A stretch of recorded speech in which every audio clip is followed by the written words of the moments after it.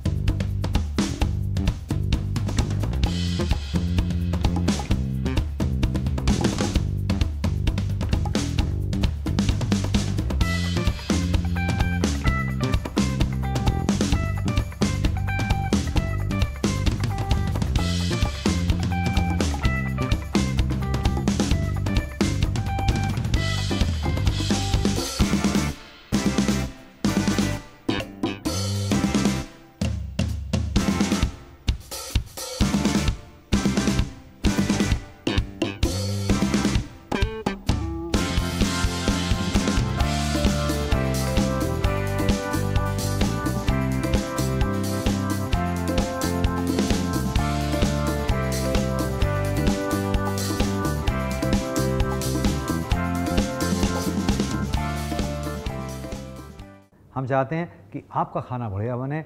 आप जब हमारी रेसिपी बनाएं वो दूसरों के साथ में शेयर करें। जी हाँ, असली नॉलेज शेयर करनी चाहिए, पास कीजिए उसको।